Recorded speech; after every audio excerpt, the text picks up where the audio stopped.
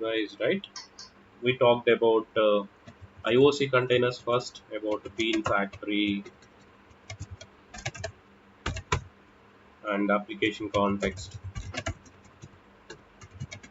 There we understand how these containers are creating singleton objects or prototype objects. What is the need of singleton or prototype? And even before we see how objects are creating using the reflection package, right? So reflection also we saw using class dot for name concept, right? Uh, and coming to IOC, we saw how these objects are again creating with these containers and the scopes of them, like singleton and prototype scopes, two scopes we saw so far. And in MVC implementation, we understand the use of POJO and runtime polymorphism also by using interface implementation model we see, and we understand the dependency injections, right? Dependency injection with the setter and dependency injection with the constructor. Lot of stuff we discussed, right? And dependency injection of many types, many dependency types we discussed.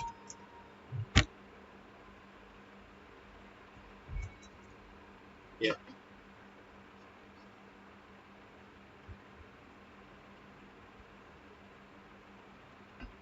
not in depth, but yeah. Anyway, we will do that discussion again. I concluded that these containers will create singleton objects, correct? Okay, I'll discuss. I'll take a separate session. It is really important one. Um, Okay, we will discuss about it. Why singleton, why prototype? Just to get the conclusion only. Coding wise, you are not doing it in a different way. Whatever coding we are doing, the same thing only. But just to make sure you people, right? What is singleton and what is prototype? What what is their impact in real time? That we will see. Okay, na? Yeah, I'll mark it. Okay, this we will discuss and. We started with auto wiring also here. We started with auto wiring in XML. Now the same thing auto wiring in annotations based we have to see that we haven't covered it, right. So after the stereotypes we will see auto wiring with annotations. With annotation we will see after the stereotype concept. So far here in this journey, what we learned is how to create these bean classes and how to configure them in XML file and how to create objects for them and how to do the dependency injections to it if there is any data. And for that dependency injection also in MVC one layer to another layer if dependency injection is required, we understand the good practice is having a interface first for any layer for DAO layer also before DAO implementation. DAO interface before implementation, service interface, then implementations, so that it will make sure that your MVC classes are loosely coupled. Okay, yeah, we will see continuously every day in examples. We will see it. Coming to this objects creation, earlier we were creating objects using XML file. In XML file, we are configuring all our classes to create objects, and we understand the importance of the automation also. As a developer, instead you are configuring every time each and every class in XML file, and uh, instead you asking to create a object. If that is automated, if that is automated by IOC, IOC can go to each and every package and it will recognize your classes and it will create objects for them. So your classes may have certain different set of responsibilities while you are writing. Controller is having set of different set of responsibilities. It is the responsible one to receive the data from the front end, so it need to have some special HTTP capabilities. Okay, so who should know that? Your IOC should know that what this class is for, and what kind of powers I need to give it to her.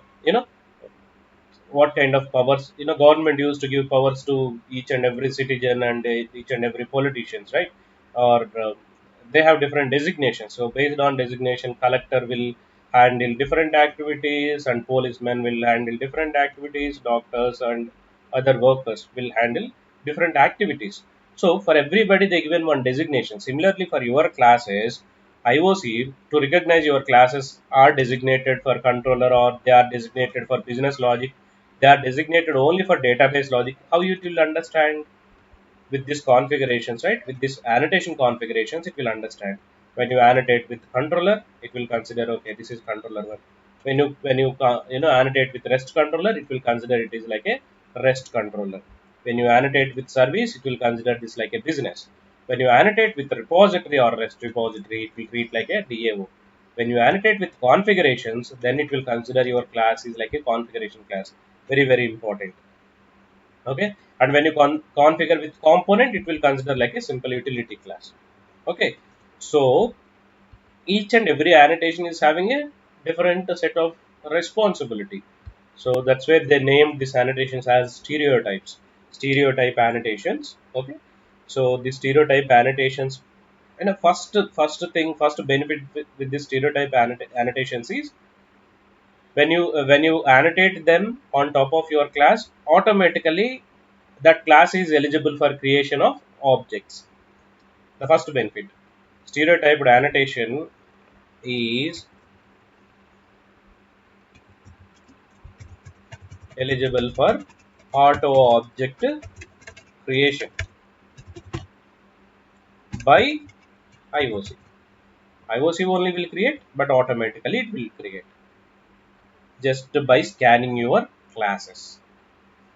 Okay, we will jump into each annotation and its responsibilities. Okay, uh, going forward, but first now let's annotate these annotations on top of classes.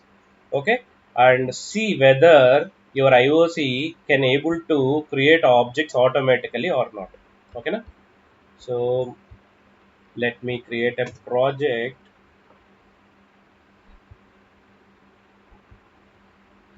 Java project stereotypes. When I ask you to download and do the example, right? If you guys done already, it's okay. Yeah, just created project, adding library. Now I will create few packages here. Generally, package naming conventions for applications, right? We used to follow like this: com dot a company name, rbu dot application name. Let's say if it is a employee management system, EMS system, dot. If it is controller classes package, we put web or controller. Okay, or REST. If you are writing a REST class, we put REST. It's up to you. I'm creating web package for controller. form.ems.service package for business logic. One more package, form.ems.dao for DAO classes. And we will be writing some configuration classes. Okay, you may put config package.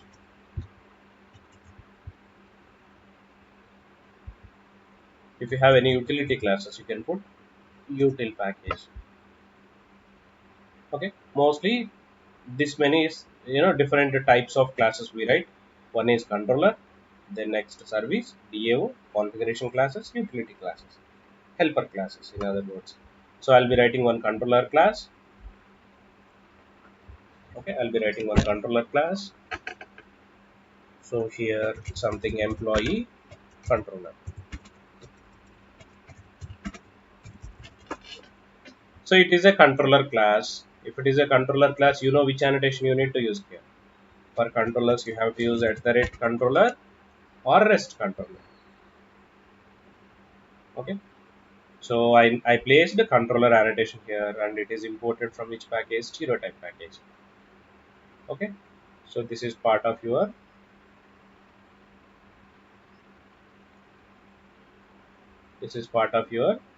org Spring context jar file. It is there in context jar.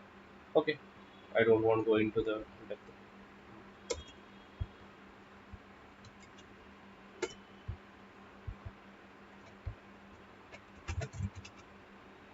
Ante. So to recognize you as a um, person, you have a name, and to recognize you as a, you know, the team lead, they will give you that designation so that your responsibilities are different from other people. Correct? Hmm.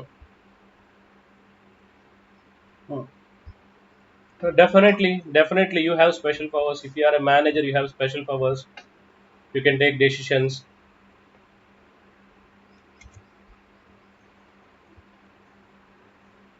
What does? Hmm. Huh. Yeah, definitely. See, controller is the one which will take the HTTP request, right? If you guys remember, if you see the code already somewhere, right? At the rate post annotation, at the rate get annotation, we used to put with URLs. Correct? Try to put the same at the rate get at the rate post in service annotation class. Those will not work. Getting right? Why? What is the difference? If I put here they are working, and if I put here why they are not working, means your class is not designated to get or post. It is designated for only business operations. Got it, na? Yeah.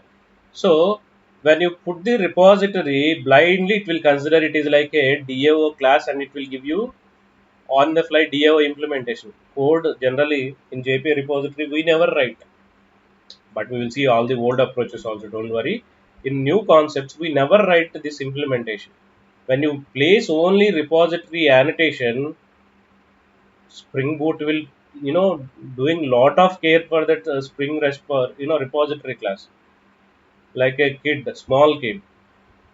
Okay, everything it will write. Spring will write everything for the repository. You need not to write even single line code here.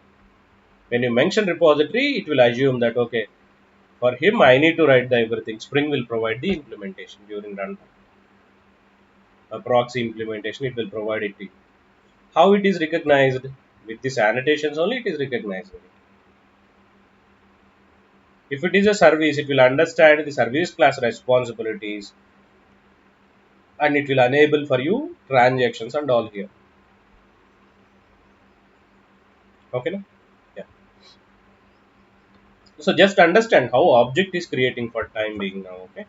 So employee controller object created, controller class created,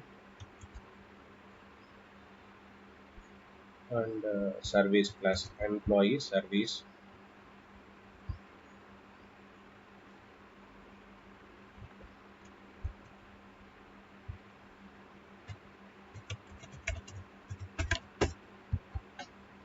employee service. So for service class, don't annotate it with the controller. Service class annotated with the service only. Now DAO,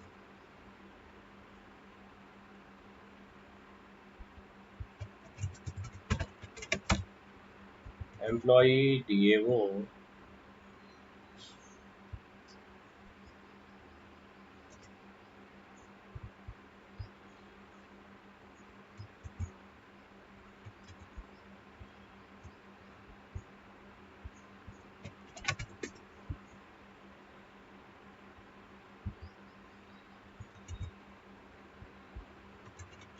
and for DAO you better use a repository, only repository.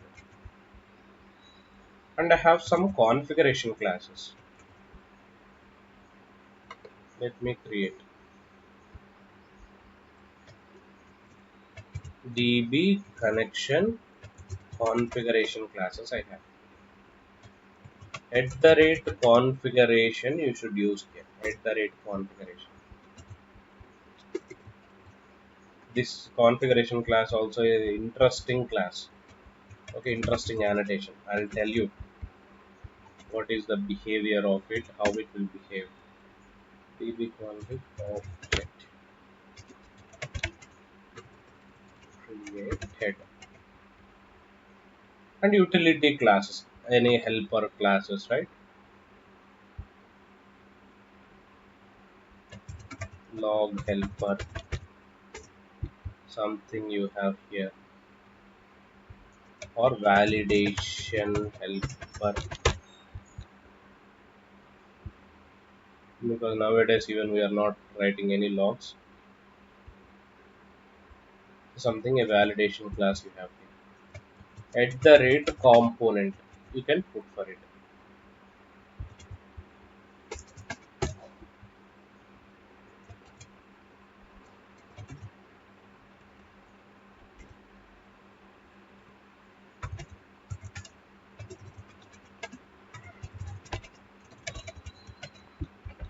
Okay. Now I have this many classes. Earlier what I used to do, I used to configure all these classes into a XML file. Correct. I used to configure them into a XML file. Then I was creating objects for it. Now you don't need to configure them in XML file. You don't need, but still we need XML file. But you need not to configure them. You need not to configure them in XML file. Let me download it.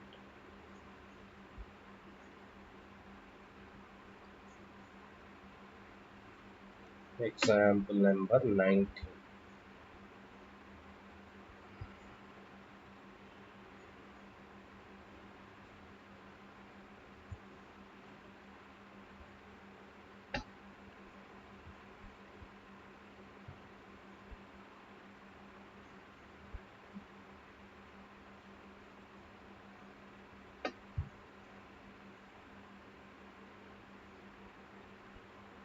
So there is a schema. Okay, there is a schema. This you need to configure.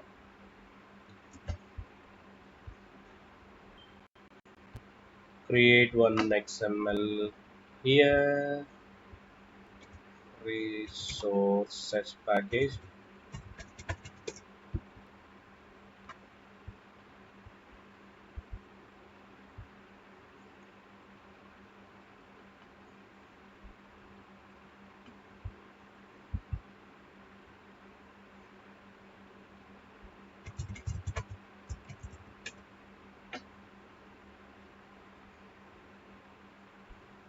Create XML and put the schema here. This is context schema. Okay. So I'll tell you what this context schema will do. So here I have all the classes. These classes need to be scanned. Okay. Who will scan them? Your IOC container. To scan by your IOC container, you need to configure this context colon component scan. You need to specify location of your packages. So for all these classes, the common a package name is com.rbu.ems. Inside that ems package only, we have these child packages. Even if you go to the physical location, right, you will be seeing folders. So inside which folder, which all folders we have, you can see here. So if you see here inside source, we have com. Inside com, RBU. RBU inside EMS. Inside EMS, we have 4 5 folders we have. So up to here, com.rbu.ems, we can give as a base package location here. com.rbu.ems. So within this EMS, we have 5 packages. In that 5 packages, we have 5 different classes. Now what it will do, it will go to each child package, it will scan them inside that child package. If there is any class, it will pick that class and create objects for you. It will pick that class and create objects for you. So let me write a test class client.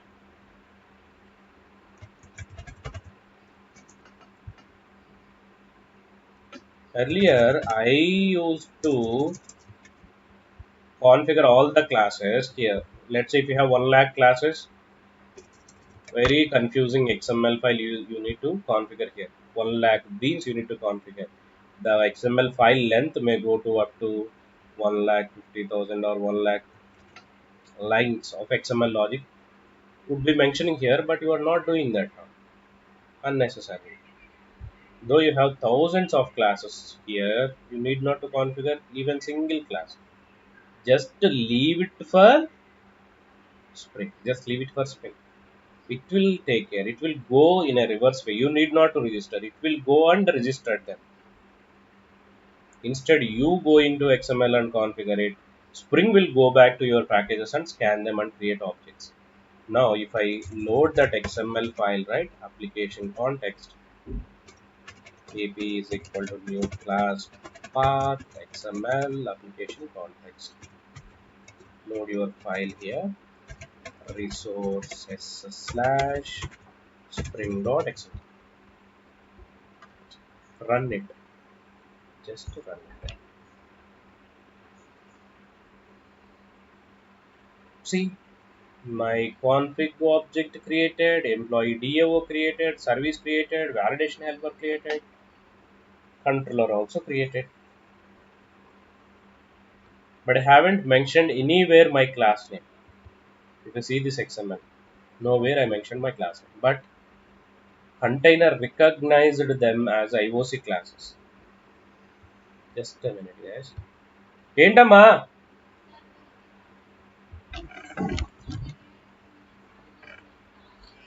just a minute, guys.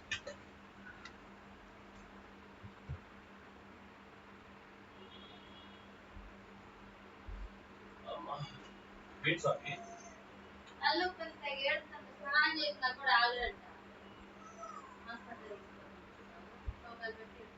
Hospital తీసుకెళ్ళాలంట.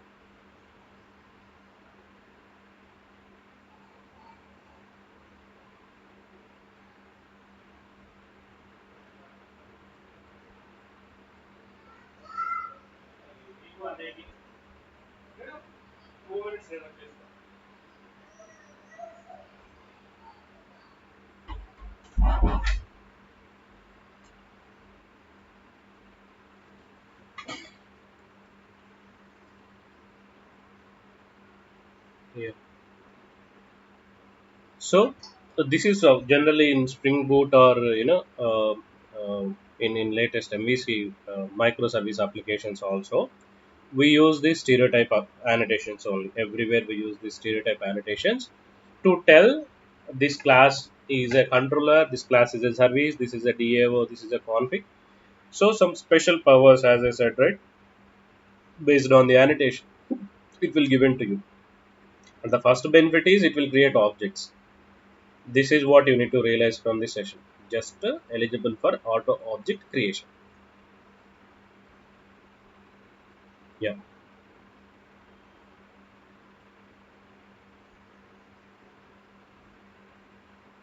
Hmm, hmm,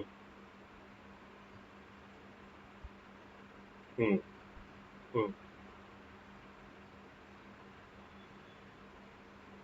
hmm,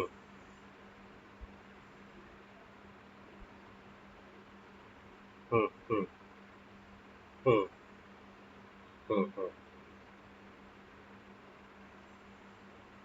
hmm,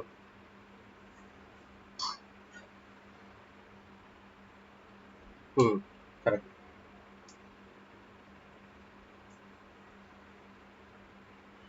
Hmm. Exactly. Yes, exactly. Your understanding is correct. Yeah.